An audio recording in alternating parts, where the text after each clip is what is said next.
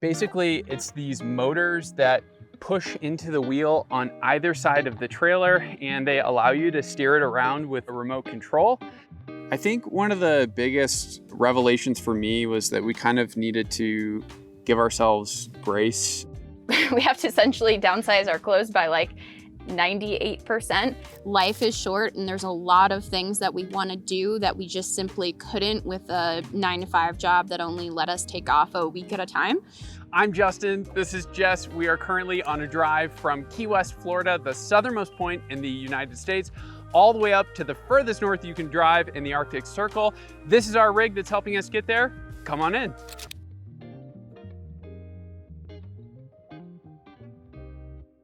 Welcome inside our home. This is our kitchen, probably my favorite spot in the trailer. It's super important for us in this lifestyle to live as affordably and economically as possible. So we try to do all of our own cooking, and especially when we travel to the places like we typically go to that are pretty off the beaten path, it's really important that we have all of our own food with us because we don't have a lot of stores and restaurants around us oftentimes.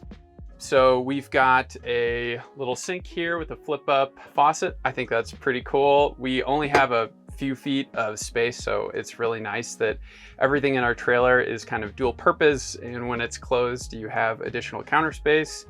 Similarly, we've got our 2-burner stove. So this is a flip up glass lid, and we've got 2 burners here so we can cook on that. And then what is just off of camera in our storage is our air fryer. So we probably cook, I'd say like, I don't know, 90% of our meals in our air fryer. It's a very small space, but we've been able to figure out how to make it work for us. And it's really nice to be able to make some pretty tasty meals in really beautiful dispersed lands across North America. So space is pretty limited in this trailer. It's a 17-foot trailer, and I think on the inside it's just about 85 square feet.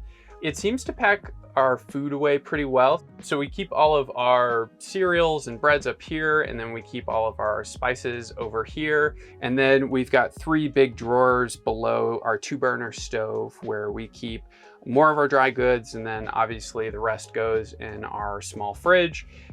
Before we lived in a trailer, we were used to going shopping maybe once every 3 weeks and we could stock up, but now we have to go shopping a little bit more often.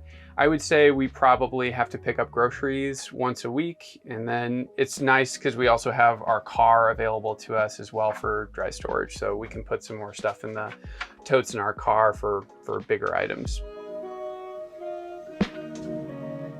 So we both worked in corporate America all the way up until last year. We've been running our blog for about the past 6 or 7 years, and it just got to the point where it was big enough to afford us the chance to do that full time.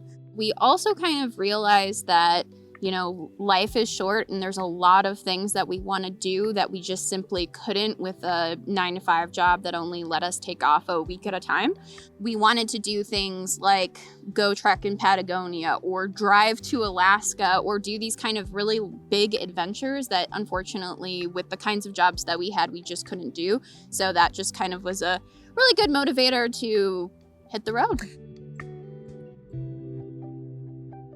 We are currently in our living room / bedroom / workspace / hangout area. Kind of does all kinds of things, as well as storage.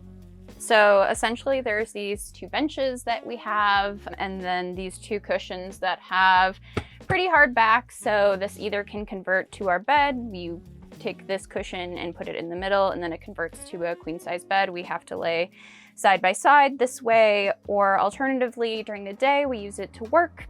Justin either works by standing at this standing desk or by sitting back here. And at the end of the night, we usually will come back here, eat our dinner, and watch Netflix. These benches are on piano hinges, and there's also sliding cabinet doors that you can also open. So we have bulky things like sweaters, extra sets of sheets, water, and electrical kind of hookup stuff under here. And under this side, we have tools, some extra shoes and things like that. So this is, kind of where we live and hang out. This is an overhead storage compartment that we used for most of our clothes. One of the things that we were kind of worried about transitioning from living in a home to living here is we have to essentially downsize our clothes by like 98%, but this honestly holds pretty much everything we need, and that really hasn't been that big of a struggle to get rid of a lot of our clothes.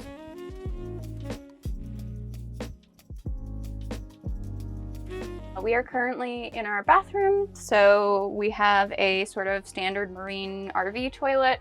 It's also a wet bath, so the shower curtain tucks up into here, and then you can pull the shower curtain around and it turns into a shower. Doubles as both a sink and your shower. Our water heater is 3 gallons, so while we can take nice showers, it's very nice when you can go to a gym or a campground or whatever where you can have unlimited showers.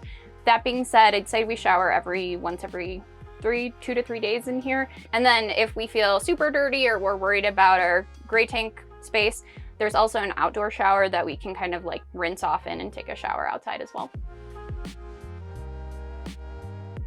Unlike a lot of our adventures in the past, this journey up north through Alaska and the Northwest Territories is going to have some pretty rough roads. And so this trailer is really cool to have with us because of that additional ground clearance that it offers, those beefy tires. It's really well designed to go off-road and dispersed camping areas, and it just has tons of holding tank capacity, solar and batteries to enable us to be in pretty remote places for extended periods of time.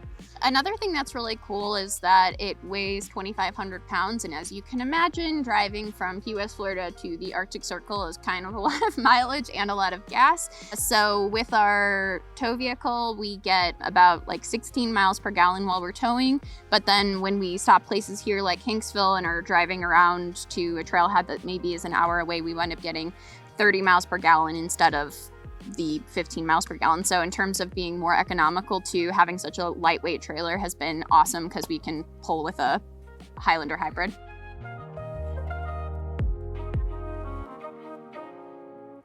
So we are in the front dinette area of the trailer. This is one of our favorite places, mainly because of this big, beautiful window that lets in so much light. We usually try to make sure that we point the trailer towards the coolest backdrop that we can, just because the views outside of it are so neat, especially if you're working all day. It can be a little distracting though.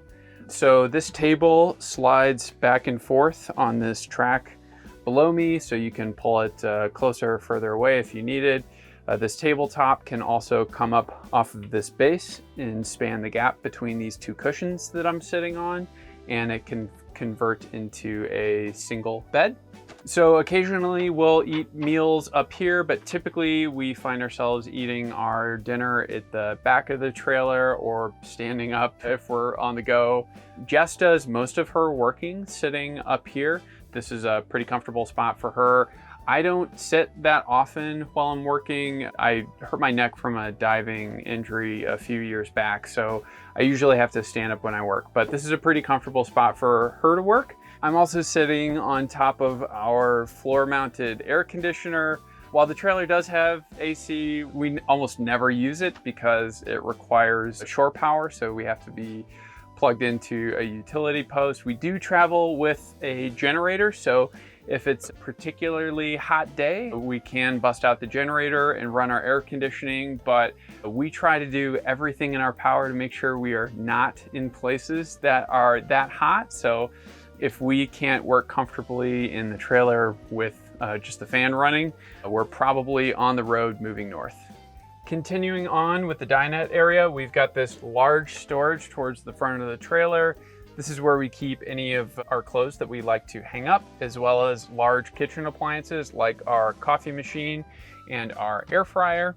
And then below that, we've got our fridge. This runs on 12 volt. For about 6 months out of the year, it saves us a ton of money because our solar panels charge up our batteries and we can effectively run it for free. We've got a 2000 watt inverter, and then we've got 400 amp hours of lithium iron phosphate battery and 570 watts of solar up on the roof.